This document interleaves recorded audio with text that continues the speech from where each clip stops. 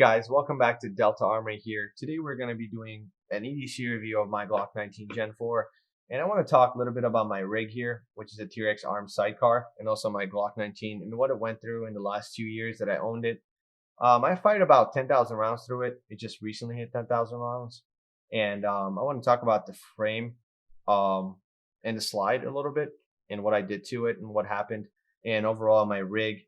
So let's get this started. So, see, the firearm is clear. You can see it here, that the firearm is completely clear, and you can see the wear of 10,000 rounds on the barrel, on top of the barrel. Actually, you can see there's also significant wear, but which it is normal.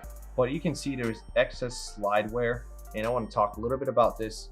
I don't know if you guys can see it. Yep, there, which was about 5,000 rounds in, about a year in. This slide actually started rusting for some odd reason. I mean, I do carry appendix, and it was hot, summertime, you know, sweat, but this coating needs to be more, I would say, resistant to corrosion, because it start rusting from two places actually. Where here I would understand because of the holster wear, which you can see here clearly because I use the firearm, and you can see the excess wear here.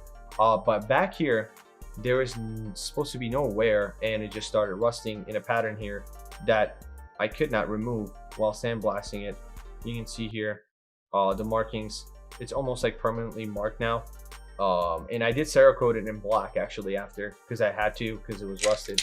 And also the frame, I have not done anything to the frame, and you can see this little damage here, which is normal, you know, on the little notches here. You can see I hit something with it. But overall, the Glock 19 has been great. Except the finishing. I mean, a lot of people praise the Glock, and I think it's a great firearm for the price. The aftermarket solutions are amazing. I did, which I will show you now, I did put an aftermarket part here, which is the plunger here. You can see it's titanium nitride. I just switched it with this one because it's more rounder and actually helps with the trigger pull. And also it's more resistant to corrosion and wear, because the old one, the OEM one, actually start wearing and the finishing was coming off, just like the striker here. I don't know if you guys are going to be able to pick that up. It does focus here. You can see the wear here, where it kind of peeled off a little bit, which is, I guess it's normal. I didn't expect it, but it seems normal compared to the wear here, which I had excessive wear. I did polish the whole trigger assembly, but you can see also wear right on the metal piece here, which is corresponding to the, of course, the wear on my striker. But so let's check out the barrel. The barrel, like I said, it does have some wear on here, which it is normal. The rifling is perfectly fine. I did not see any issues there. I've shot 10,000 rounds through it, no visible wear, no damage or no hits on the accuracy. It's still very accurate, and so I think everything is okay. And inside the slide, you can see, you know, the metal and metal contact parts do have a lot of wear, which is completely normal because, you know, these parts rub onto each other all the time. So let's talk more about the EDC setup itself. So it's been great, honestly, so far, except the issues that I talked about. But I love this rig. I mean, it allows me to carry a compact size firearm with a 17 round mag actually, which is impressive, you know, without printing. You can see that actually I'm using a Glock 17 mag. It's an OEM mag, and it actually lines up with the Glock, and you can see their level. I was actually using a Glock 19 magazine, and it was actually a little bit lower, so I figured why not carry extra ammo, right? Everyone wants more capacity.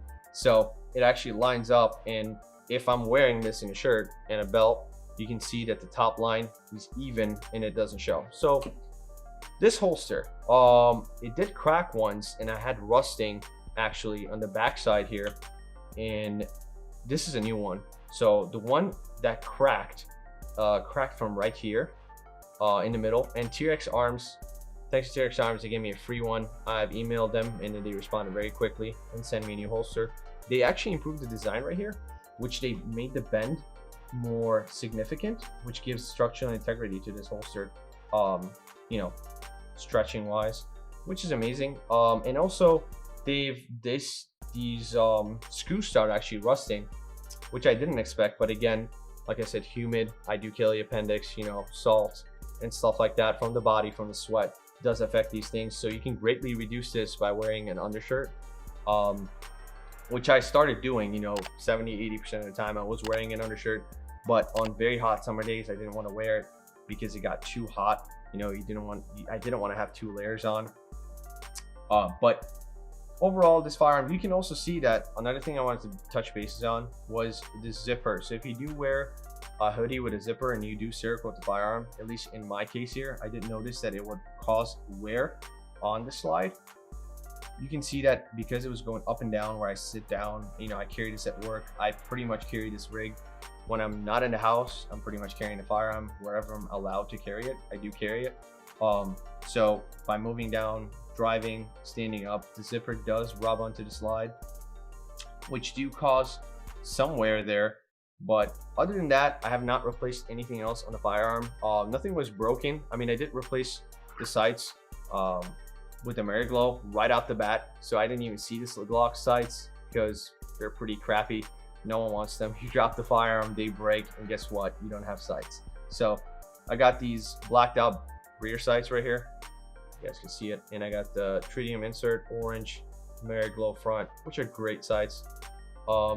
And like I said, the titanium nitride plunger with the spring. And I also want to replace the extractor spring here, also my recoil spring, which I have to do because I do feel like it's getting lighter to pull back, and I want that full spring potential there. But guys, so I'll keep you guys updated. I'll keep shooting the Glock and see what I have to replace or if anything does break. But so far so good.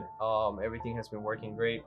Guys, don't forget to like, share, and subscribe. Please hit that bell button for notifications, and always train hard, stay sharp, and stay tactical. See you guys in the next episode.